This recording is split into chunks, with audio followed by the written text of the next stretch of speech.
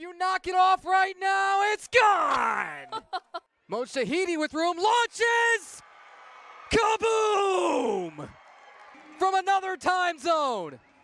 This is comical, cartoonish, and downright ridiculous. Okay, I'm certain this is a new one. Shalom, and welcome back for Season 2, Episode 10 of White Noise Sports with Tanner White.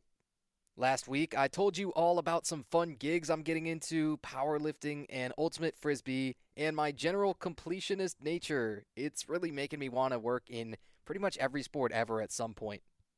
Then there was the as-yet miraculous career revival of Tigers center fielder Javi Baez, who refuses to stop hitting and robbing people with some fantastic catches. Finally, we wrapped up with reviewing the NBA Conference semis and the NFL schedule release. This week, let's look around the NFL with the rest of the schedule.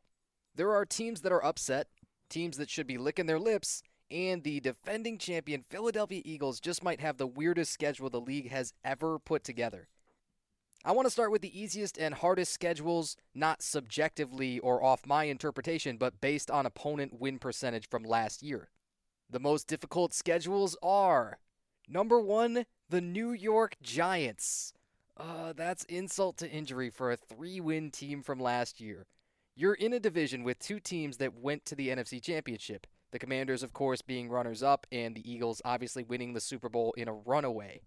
Where to start with this for the Giants?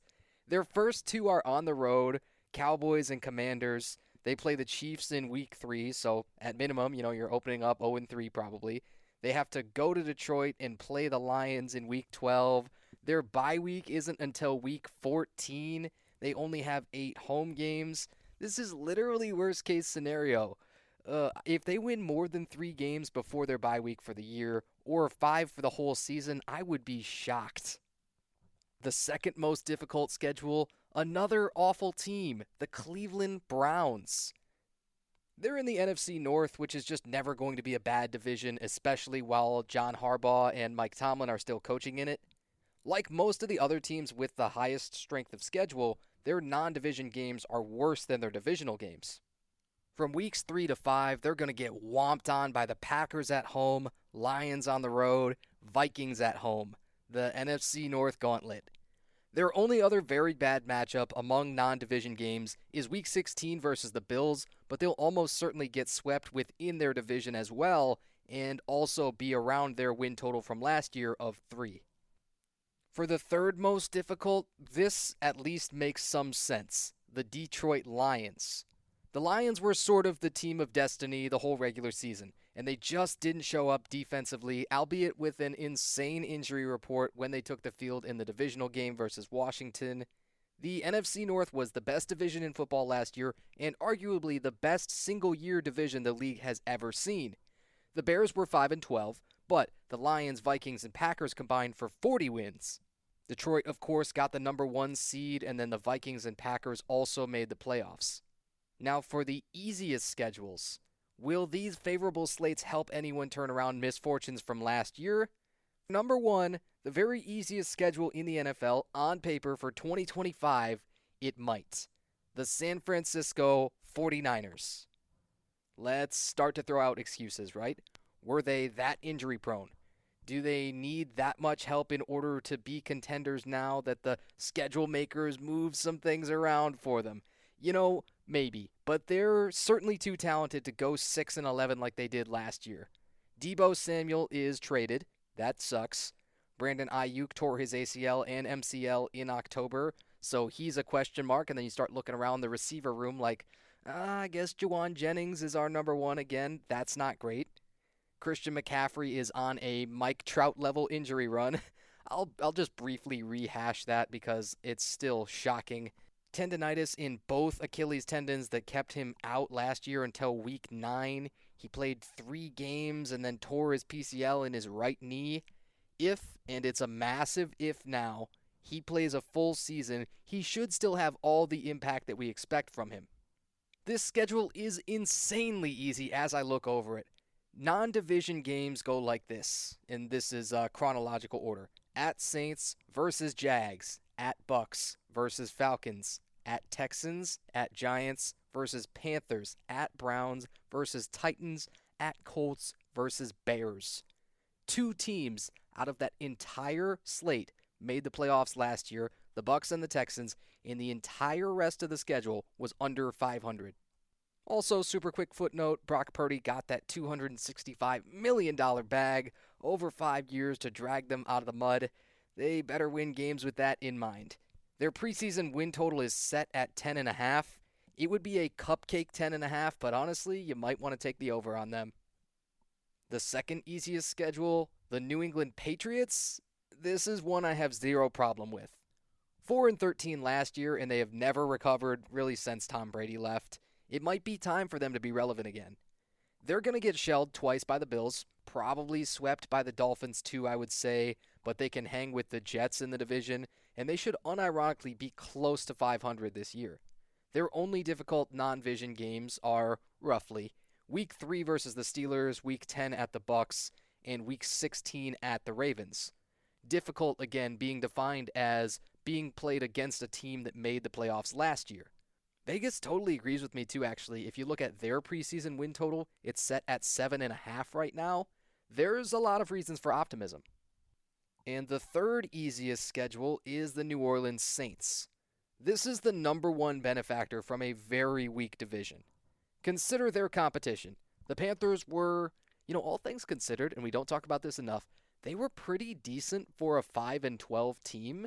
And the way that Bryce Young turned it around in the second half, it's looking up over there. Truly it is. But again, the Panthers were 5-12 and the Saints were 5-12. The Bucs are always at or around 500, and they usually just get to be the division winner by default here, even since Tom Brady retired. The Falcons were 8-9, and they were pretty bad for an 8-9 team. Then the Saints, they haven't really solved any of their issues this whole offseason. They have aging veterans literally everywhere. Retirements, no viable quarterback on their roster now that Derek Carr is gone, etc. I don't even want to look at their non-division schedule because if you play in the NFC North, it kind of doesn't matter. The first team to get over 500 and stay there is probably going to be the one that wins it every year.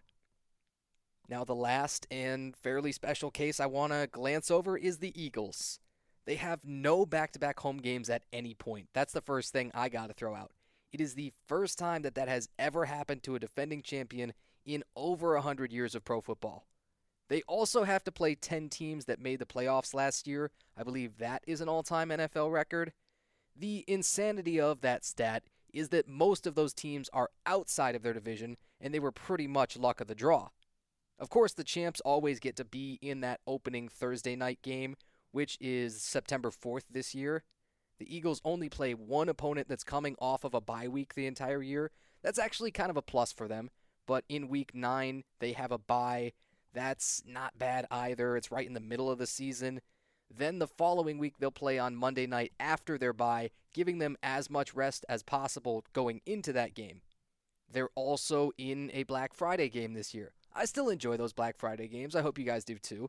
But they have the Commanders on a Saturday in Week 16, so a lot of funky days, and how will the practice schedule and the travel schedule look all around that? I don't know. But have I convinced you yet? This is a difficult and probably the weirdest schedule ever. The Eagles are 4th on that list of strength of schedule, so they would have been just a notch below the Lions. And beyond that, it's just unspeakably weird. They are still a juggernaut, they're a stacked team with next to no holes, and they still have their tush push for every 3rd and 4th down in short yardage. That just happened this week. The tush push ban failed. So I'd be pretty surprised to not see them at least make it back to the NFC Championship. Last week, I waffled on it for a while, and I said I wasn't going to do predictions for the NBA Conference Finals, but I lied. I'm trying to sort of salvage my prediction reputation and record because I didn't pick practically anything that happened in the conference semis, and I wasn't even particularly good in the first round. I really expect the conference finals to be the round where we know what we're getting finally, where every team looks like what they're supposed to be and who they've been throughout the year, but I'm going to keep my fingers crossed just in case because I've been wrong enough. Starting in the East for no particular reason, the Knicks took down the champs. They rocked the Celtics' world in Game 6 of the semis. You're just not supposed to lose an elimination game by 38 points, and you're not only supposed to score 81 ever in a full 48-minute NBA game. I can't give the Celtics a ton of grace, even with the Jason Tatum injury, but it did swiftly pull the plug on their chances. That Game 5 win by Boston, remember they won that one by 25 points without Tatum, that is now just a footnote, probably going to be lost to history. You cannot ever go down 3-1 in a series and expect to have any chance of winning when it's best of 7. Now New York gets one of the more unlikely matchups, I would say, against the Pacers. I'd like to throw the Cavs under the bus too, who the Pacers beat to get here, but they lost 3 games in the series by single digits, and they were ripped up with injuries too. I think the biggest takeaway was how much better the Pacers' defense was in that series than anyone is used to. In that conference semi-series, they averaged over 7 blocks and 6.5 steals a game. They forced about 15 turnovers a game. And for the Cavs offense, everyone not named Donovan Mitchell was really kept in check. Last year, the Pacers were one of the fastest-paced teams, no pun intended, that the league had ever seen, and they scored the most points in the league doing that. This year, they look a little different, and they're more methodical. Their head coach, Rick Carlisle, well, he's won over 1,000 games, and that doesn't happen by accident. He's been coaching over 35 years, and you just don't last that long without, call it getting with the times. He's also the only coach still in the playoffs that's won a championship before, at least as a head coach. I just found out while researching for this episode, Tom Thibodeau actually won one as an assistant with the Celtics. All minutia aside, let's throw out numbers with this series and put some predictions up on the board. First, I think Tyrese Halliburton is finally going to start putting up shots and putting in some points. Let's even roll the dice and say he outscores Jalen Brunson for the series. He only averaged 17.4 points a game in the semis. For any team's best player, you would think that's way too low. You can't win doing that, and yet they did. And I really didn't feel like he was struggling because he shot 54% from the floor and 45% from 3. It's just volume-based. I scripted a lot of this before they played Game 1. Where do we even start with that comeback? Halliburton had that insane shooter's roll on the would-have-been game-winning 3. He ended up having a foot on the line, so it was just a game-tying 2, but he did finish with 31 points. I saw a stat about that comeback that the Pacers made on Get Up. It was the first time since 1998 that a playoff team had been down 9+ in the final minute of regulation or overtime, came back and win it. That comeback by the Pacers, absolutely bonkers.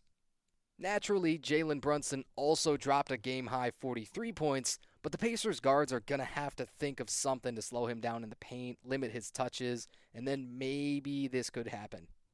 The Pacers did have 6 players averaging double digits during the conference semis, but I just would not count on that continuing against the Knicks.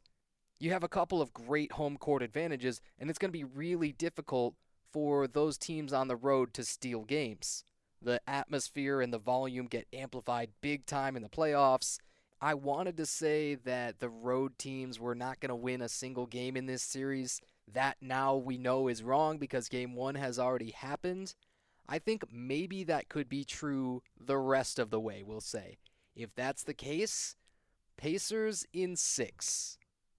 Now to the Western Conference Finals and the team no one has been able to figure out this year, the OKC Thunder. They got pushed all the way to 7 games with the Nuggets. That was fun. That was probably unexpected in a lot of ways. And then every time Nikola Jokic sat for 5 seconds in that series, the game would get out of hand and there was just no stemming the tide. The Thunder have the best defensive rating in the playoffs by 5 points over everyone else. That's fewest points allowed for 100 opponent possessions.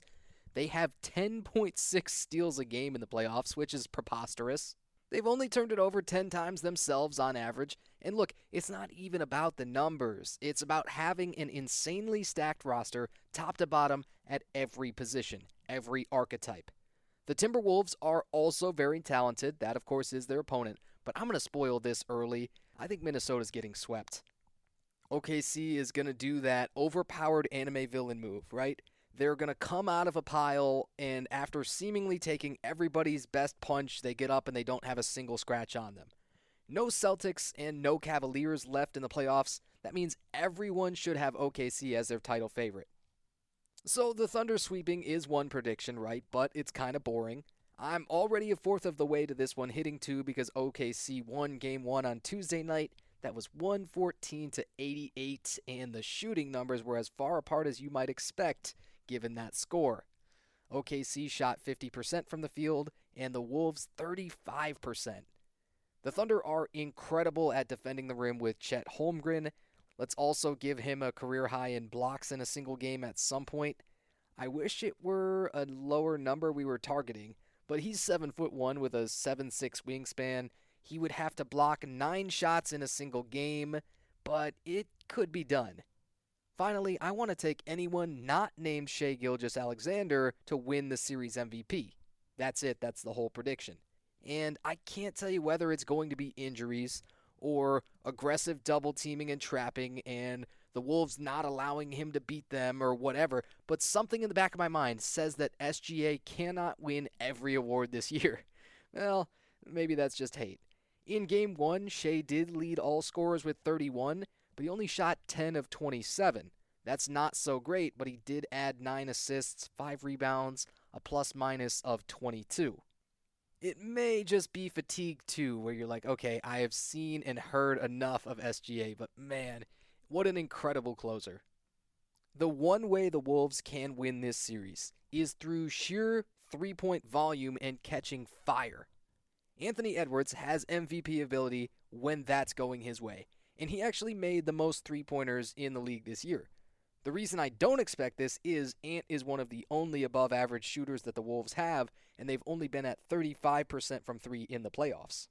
Their regular season was a little bit better at 37.7%, but they're built to win defensive games still, not shootouts. Then Game 1, it was a 15 of 51 showing from 3. That's only 29%, when over 60% of their shot attempts were from 3. You just can't win doing that by the sheer math of it. Maybe a sweep is a little bit harsh for Minnesota, but that's how highly I think of the Thunder and everything that they've done this year. I think they are a class above anybody else. And so ends another episode. Fun fact, I am doing another powerlifting meet stream soon. That'll be the first Saturday in June. Like usual, I'll leave a link in the description when it comes a little bit closer. I also registered to compete again in powerlifting just this week. That'll be the second weekend of October at my home gym. It was a busy, productive week, and I'm excited to just stick all this stuff on the calendar a little bit early-ish, and then, well, figure it out once you get there. If you've never watched a powerlifting meet before, check out the links I've left in the descriptions of the last couple of episodes to see that first meet that I announced, and tell me you don't think it's pretty cool. I want to be sort of an ambassador for the sport eventually. I kind of feel like I should be for any sport that I cover. You know, like that's kind of a responsibility, especially if I post a lot of content on my socials about it. Hopefully you know those socials by now, but if you don't, I am heavily cross-promoting and still seeing some organic growth, so I'm going to keep doing it. Instagram, Threads, TikTok, @TheVoiceOfTanner, X, @VoiceOfTanner. Finally remembered why I couldn't make it any longer, by the way. You only get 15 characters for your entire username on X. That is just a massive design flaw. LinkedIn, YouTube, all of them. Lots of content, all the time. Cheers. This has been Season 2, Episode 10 of White Noise Sports with Tanner White. Thanks for joining me. Oh, no. Oh, you knock it off right now. It's gone. Mojtahidi with room launches. Kaboom! From another time zone. This is comical, cartoonish, and downright ridiculous.